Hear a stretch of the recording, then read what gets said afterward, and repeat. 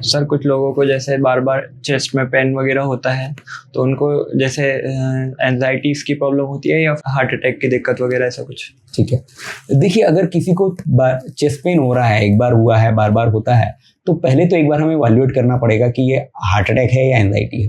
तो इसके लिए अगर उसका पहले एक ईसीजी करके देखना चाहिए कि ईसीजी में क्या चेंजेस आए नहीं आए।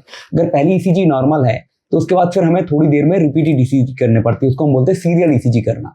कि ऐसे में हमें ये मालूम पड़ जाता है कि क्योंकि कई बार डेवलपिंग हार्ट अटैक होता है, पहला ईसीजी नॉर्मल होता है और जब आप उसके बाद सब्सिक्वेंट 1-2 घंटे बाद चेक करते हैं तो पता पड़ता है कि उसमें चेंजेस डेवलप हो रहे हैं। तो आपको रिपीटेडली ईसीजी करनी चाहिए और अगर चेस्ट पेन परसिस्ट करता है और पेशेंट को ऑब्जर्वेशन में रखना चाहिए। अगर वो सब नॉर्मल आता है तो फिर हम 8 घंटे बाद उनका एक ट्रोपोनिन आई टेस्ट कर सकते हैं, जिसमें ये मालूम पड़ता है कि कार्डियक मार्कर के वो बढ़े हैं या नहीं बढ़े।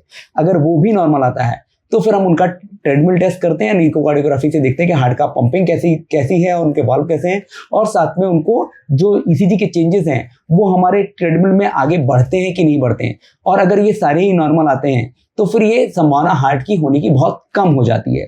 फिर भी अगर हम इसको पूरी तरीके से नहीं डेवलप कर पाते कि हार्ट का है या नहीं, और इवन कार्डियोलॉजिस्ट आपका तब भी डाउटफुल है, तो वैसे तो ये कार्डियोलॉजिस्ट का काम है उनको डिसाइड करना कि ये क्या है। अगर लगता है तब भी डाउट तो फिर आप सीटी एंजियोग्राफी पे या एंजियोग्राफी पर जा सकते हैं। पर इन जनरल इस तरीके से हार्ट के पेशेंट को इवैल्यूएट किया जाता है। पर एक बार आप इवैल्यूएट हो चुके हैं, जैसे भी आप कुछ दिनों पहले ही आपने दिखाया तो सब नॉर्मल आया, आपका इको, टीएमटी, ट्रोपोनिन सब नॉर्मल आया, और फिर भी इस तरीके के चेस्ट पेन होते रहते हैं आपको और सिमिलर है जो कि आपको कुछ दिनों पहले हुआ था, तो फिर ये एंजाइटी अटैक ही है, उसके लिए कुछ एंजाइटी की मेडिसिन लिखी जाएंगी।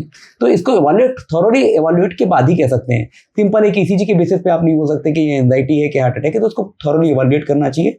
कंसल्टेंट जो आपके कार्डियोलॉजिस्ट है, डीएम कार्डियोलॉजिस्ट, उनसे संपर्क करिए, वो आपको पूरा इवैल्यूएट कर पाएंगे और उसके बाद आपको बता पाएंगे कि आपको क्या मेडिसिन लेनी है, क्या लेनी है और किस तरीके की कब तक लेनी रहनी है। Thank you sir. Thank you.